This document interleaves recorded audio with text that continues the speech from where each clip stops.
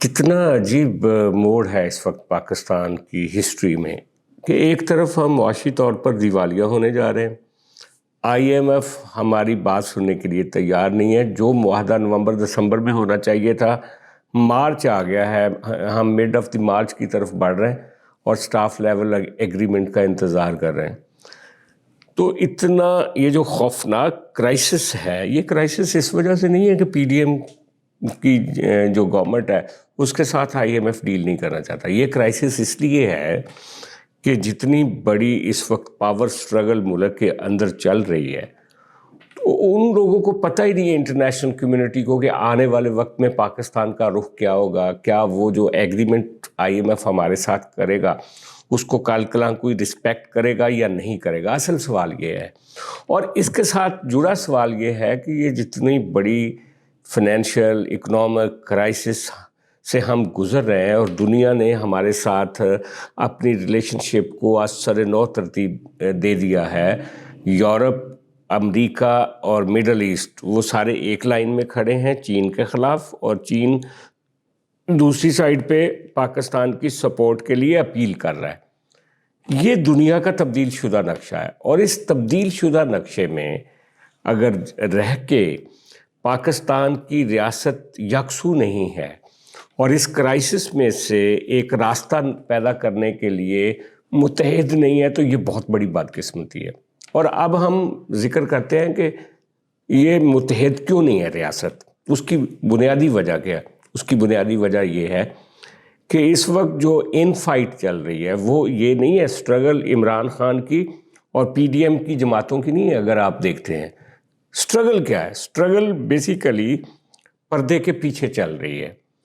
جو اس وقت in place establishment ہے وہ، اور جو ابھی رخصت ہوئی ہے اسٹیبلشمنٹ، وہ ان دونوں کے درمیان اتنی گھمسان کی لڑائی ہے کہ یہ جو روز آپ سوشل میڈیا پہ دیکھتے ہو کہ جناب کچھ لوگ خاموش مجاہد کے نام پہ پاکستان آرمی کو ٹارگٹ کر رہے ہیں اور آرمی چیف کو ٹارگٹ کر رہے ہیں، ہمارے انٹیلیجنس اداروں کو ٹارگٹ کر رہے ہیں. کون ہیں یہ لوگ؟ یہ سارے وہ لوگ ہیں جو آئی ایس آئی کا حصہ رہے ہیں.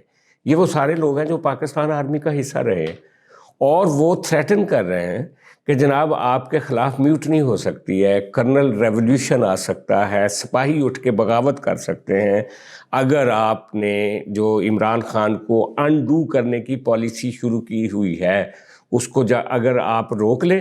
اگر آپ نہیں روکیں گے تو آپ کا انجام برا ہوگا. یہ پہلی دفعہ پاکستانی آرمی کو پاکستانی ایکس سروس مین جو ہیں ان کی طرف سے ایک بڑی تھریٹ جو ہے وہ موصول ہو رہی ہے. اور یہ کوئی سادہ بات نہیں ہے، یہ تھیوریٹیکل بات نہیں ہے. ابھی ہم نے دیکھا ہے کہ جب باجوہ صاحب جا رہے تھے تو وہ پرویز الہی صاحب کو جاتے جاتے کہا گیا کہ آپ نے عمران کے ساتھ کھڑا ہونا ہے. ہم نے یہ دیکھا کہ یہ جو عدالتوں سے فیصلے آ رہے ہیں عمران خان صاحب کے حق میں، بعض لوگ اس کے بارے میں کہہ رہے ہیں کہ جنرل فیض ایکٹیو ہے اور اسی لیے ان کو نظر بند بھی کرنے کی کوشش کی جا رہی ہے، جنرل فیض حمید کو، اور ان کے فون بھی ٹیپس کیے جا رہے ہیں اور دیکھا جا رہا ہے کہ ان کا کن کے لوگوں کے ساتھ رابطہ ہے. پھر ہم نے یہ بھی دیکھا کہ جنرل جسٹس ثاقب نثار صاحب جو ہیں وہ عمران خان صاحب ان سے رابطہ کرتے ہیں کہ میری جوڈیشری کے ساتھ کوئی بارگین کروائیں اور مجھے جوڈیشری سے راستہ لے کر دیں. پھر یہ باہر جو خاموش مجاہد بیٹھے ہوئے ہیں وہ یہ کہہ رہے ہیں جناب کہ فوج کے اندر عمران خان صاحب کی حمایت موجود ہے، اور یہ جو اس وقت D G I S I ہیں یا جو مین کرتا دھرتا لوگ ہیں ہماری آرمی کے، آرمی چیف سے لے کر اہم عہدوں پر جتنے لوگ ہیں وہ تو ہوا میں معلق ہیں. نیچے ساری سپورٹ جو ہے وہ عمران خان کی ہے اور پی ڈی ایم کے خلاف. تو یہ جو لڑائی ہے بیسیکلی، جس کا اشارہ آج مریم نواز نے جو شیخو پورہ میں تقریر کی اس میں بھی اس نے جنرل فیض کا نام لیا، اس میں بھی اس نے جسٹس ثاقب نثار کا نام لیا. تو جو مہرے گھوم پھر کے سامنے آ رہے ہیں وہ جسٹس ثاقب نثار ہیں، وہ بندیال صاحب ہیں، وہ جسٹس اعجاز الحسن ہیں، وہ مظاہر نقوی صاحب ہیں، جن کے بارے میں باتیں ہو رہی ہیں، جن کی آڈیو ٹیپس آ رہی ہیں، جن کے بارے میں ٹرکس، اور کہا گیا تھا ٹرک کھڑے ہیں. یہ جو کہا جا رہا ہے کہ وہ فلاں کا داماد ہے لاہور ہائی کورٹ کے سی جے سے کی بات کی جا رہی ہے کہ ان کا بندیال صاحب کے ساتھ نیٹ ورکنگ کروائی. تو یہ ساری چیزیں کیا ہیں؟ یہ ساری چیزیں یہ ہیں کہ کوئی تو ہے جو ان نوٹس کو ملا رہا ہے، جوڑ رہا ہے. اور جو ثاقب نثار صاحب نے 2 انٹرویو دے دیے کل اور پرسوں، ان کا جو تجزیہ سامنے آیا، جن لوگوں سے بات چیت ہوئی ہے، تو ان کا یہی مطلب وہ یہ کہہ رہے ہیں کہ جناب ہم نے وہ ڈیفینسو ہیں ایک طرف کہ ہم نے عمران خان کو مکمل صادق امین بھی نہیں کہا، اور انہوں نے کہا کہ کچھ قوتیں تھیں جو چاہ رہی تھیں کہ نواز شریف کو انڈو کرنا ہے. تو بیسیکلی یہ جو کہانی ہے، یہ کہانی یہ کوئی اتنی سیدھی نہیں ہے کہ الیکشن ہو جائے گا اور کوئی جیت جائے گا اور کوئی آ جائے گا. نہیں، کہانی پاکستانی اسٹیبلشمنٹ کے قبضے کی کہانی. اصل سوال یہ ہے کہ کیا ایکس سروس مین جیت جائیں گے؟ کیا وہ لوور رینکس میں بیٹھے ہوئے افسر جو ان کو سپورٹ بھیج رہے ہیں خاموش مجاہد بن کے، کیا وہ جیتیں گے یا آرمی کی موجودہ لیڈرشپ جیتے گی؟ کیا آرمی چیف کو جو تھریٹس عادل راجہ نامی آدمی لندن میں بیٹھ کے دے رہا ہے وہ جیتے گا یا آرمی چیف جیتے گا؟ اور پھر ایک سوال یہ ہے کہ جتنا بڑا چیلنج ملک کے خلاف ہے اس وقت، کیا وہ چیلنج جیتے گا یا ملک جیتے گا؟ اصل سوال یہ ہے. اور اس ساری کہانی میں جو پس رہا ہے گھاس کی طرح وہ ہمارے عوام ہے.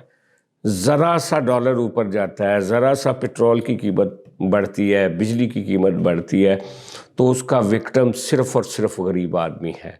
اشرافیہ کو فرق نہیں پڑتا، ان کی پاکٹس کافی ڈیپ پاکٹس ہیں.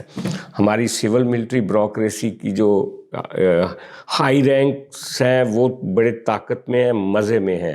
ہمارے پولیٹیکل کلاس بھی بہت مزے میں ہے.